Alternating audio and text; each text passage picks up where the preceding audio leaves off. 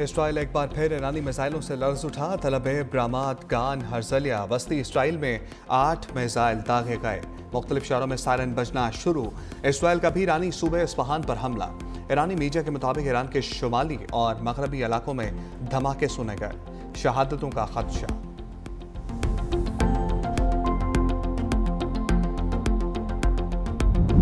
امریکی صدر ٹرمپ کی ایران کو دھونس اور دھمکیاں۔ کینیڈا سے واپسی پر میڈیا سے گفتگو، کہا اس وقت تہران سے بات چیت کے موڈ میں نہیں، ایران کے ساتھ کسی قسم کے امن معاہدے کی بات نہیں کی، جوہری مسئلے کا حقیقی خاتمہ چاہتے ہیں۔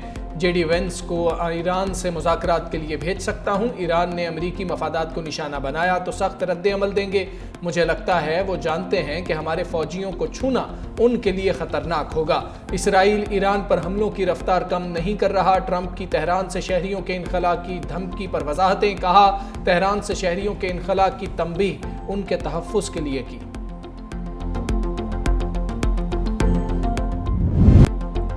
ڈونلڈ ٹرمپ ایران اسرائیل جنگ میں شامل ہونے پر غور کر رہے ہیں۔ نیو یارک ٹائمز کا دعویٰ، کہا امریکی صدر ایران کے زیر زمین فرد جوہری ری ایکٹر تباہ کرنا چاہتے ہیں۔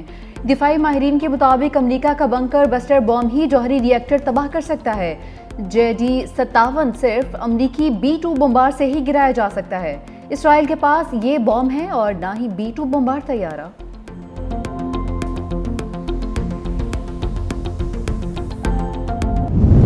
ایران کے تابڑ توڑ میزائل حملوں سے اسرائیل لرز اٹھا۔ تل ابیب اور حیفا سمیت دیگر شہر میزائلوں اور ڈرونز کے دھماکوں سے گونج اٹھے۔ 100 سے زائد سپرسونک میزائلز نے اپنے اہداف کو چن چن کر نشانہ بنایا۔ مزید 11 اسرائیلی ہلاک اور 180 زخمی ہو گئے۔ اسرائیلی میڈیا کے مطابق ایرانی حملے سے حیفا میں پاور سٹیشن تباہ ہو گیا۔ خطرے کے پیش نظر تمام ریفائنریز بند کر دی گئیں۔ 3 ملازم ہلاک ہو گئے۔ اسرائیل کا ایک اور F-35 جنگی طیارہ بھی مار گرانے کا دعویٰ۔ ایرانی فوج کا کہنا ہے طیارہ تبریز میں مار گرایا۔ پاسداران انقلاب کی اسرائیلی شہریوں کو تل ابیب چھوڑنے کی وارننگ۔ 2 اسرائیلی چینلز نے بھی اپنے دفاتر خالی کر دیے۔ جمعے سے اب تک ایرانی حملوں میں 25 ہلاک اور 600 سے زائد زخمی ہو چکے۔ صفاق اسرائیل کے ایران پر فضائی حملے، صہیونی فوج کا خاتم الانبیاء کے سینٹرل ہیڈ کوارٹر کے سربراہ علی شادمانی کو شہید کرنے کا دعویٰ۔ گزشتہ روز ایرانی سرکاری ٹی وی پر حملے میں 2 خواتین سمیت 3 افراد شہید ہو گئے۔ ریڈیو اسٹیشن کو بھی ٹارگٹ کیا گیا۔ اسرائیلی وزیر دفاع نے الزام لگایا کہ ایرانی میڈیا پروپیگنڈا کر رہا ہے۔ ایران کے حملوں کی قیمت ایرانی شہریوں کو چکانا پڑے گی۔ اسرائیلی دھمکیوں کے بعد ایرانی فوج نے دفاعی سسٹم متحرک کر دیا۔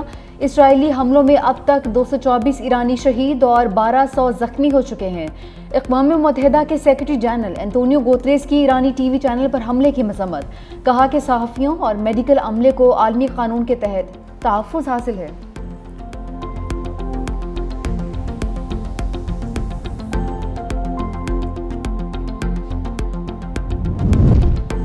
اسرائیل پر ایسا حملہ کریں گے جو اسے پچھتانے پر مجبور کر دے گا۔ اسرائیلی حملوں کا اسی کی زبان میں جواب دیں گے۔ ایرانی صدر کا پیغام، کہا ہم جنگ کو وسعت دینا نہیں چاہتے۔ ہر کمانڈر کے ہاتھ سے گرنے والا پرچم نیا کمانڈر اٹھائے گا اور میدان جنگ میں اترے گا۔ ایرانی وزیر خارجہ عباس اراقچی کا کہنا ہے نیتن یاہو ایک جنگی مجرم ہے۔ اسرائیل نے 3 دہائیوں سے امریکی صدور کو دھوکہ دے کر اپنی جنگیں لڑوائیں۔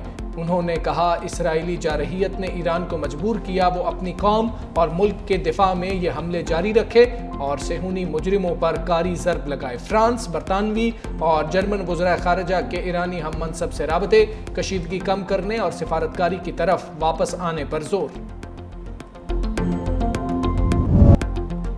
ہیکرز نے اسرائیل کا دفاعی نظام آئرن ڈوم ہی ہیک کر لیا۔ اسرائیلی میزائل اپنے ہی شہریوں پر گرنے لگے۔ ایران نے اسرائیلی شہریوں کے موبائل فونز کو بھی نشانہ بنایا۔ ایرانی سائبر حملے میں اسرائیلی T V channel 14 live programme کے دوران مبینہ طور پر ہیک کیا گیا۔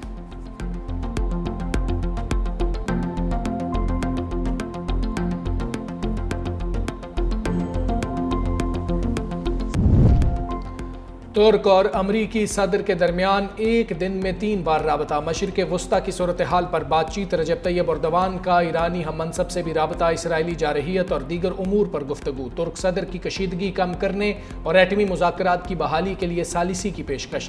طیب اردوان کا روسی ہم منصب کو بھی فون. خطے کی صورتحال پر بات چیت. کہا مشرق وسطی نئی جنگ کا متحمل نہیں ہو سکتا. چین کا کہنا ہے ایران کی سالمیت خطرے میں ڈالنے والا کوئی اقدام قابل قبول نہیں.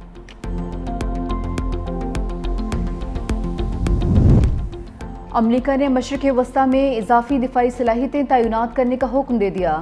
امریکہ نے ملٹری ری فیولنگ جہازوں کی بڑی تعداد مشرق وسطی بھیج دی. ایک ساتھ پرواز کرنے والی امریکی فضائیہ کے 3 طیاروں کی یورپ کی مختلف ایئر بیسز پر لینڈنگ. فلائٹ ریڈار نے تصویر جاری کر دی. رات کے طیارے امریکہ سے روانہ ہوئے. یورپ پہنچ کر الگ الگ ہو گئے. امریکی عہدیدار کے مطابق جہازوں کی تعیناتی پہلے سے طے شدہ تھی. نمیٹس میں 60 جنگی جہاز اور 5000 اہلکار رکھنے کی گنجائش ہے. پینٹاگون چیف نے کہا کہ امریکی فوج چوکس اور تیار ہے. امریکہ مشرق وسطی میں اپنے اثاثوں کی حفاظت کرے گا.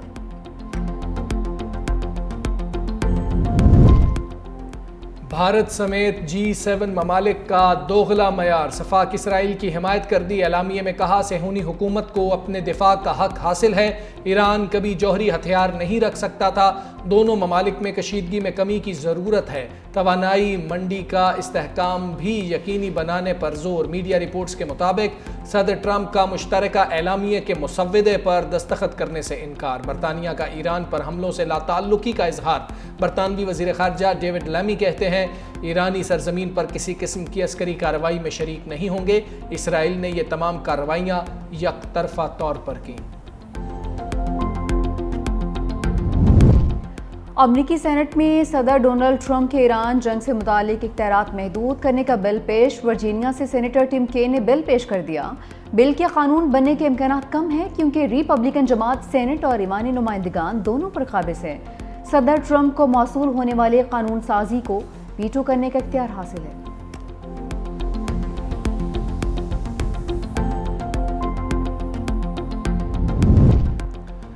IAEA بورڈ آف گورنرز کے 11 اراکین کی ایران کے جوہری تنصیبات پر اسرائیلی حملے کی مذمت. اسرائیل کے ایرانی جوہری تنصیبات کے خلاف متفقہ مذمتی قرارداد پیش نہ کی جا سکی.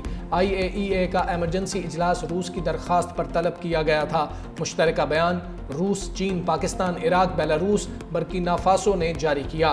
مشترکہ بیان میں کہا گیا ہے کہ حملوں سے بین الاقوامی امن و سلامتی کو شدید خطرہ لاحق ہے. جوہری عدم پھیلاؤ کے معاہدے NPT پر اعتماد کو بھی نقصان پہنچا. ایران اسرائیل کشیدگی. پاکستان کا ایران سے سفارتی حکام کے اہل خانہ کو واپس بلانے کا فیصلہ. تہران میں پاکستانی سفارتخانہ کام جاری رکھے گا. مشہد اور زاہدان کے قونصل خانے بھی فعال رہیں گے.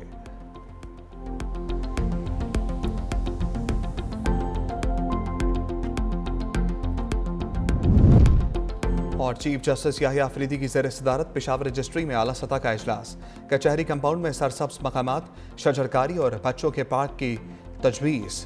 چیف جسٹس یحییٰ آفریدی نے کہا انصاف کی فراہمی کے نظام کو مزید مضبوط کیا جائے گا.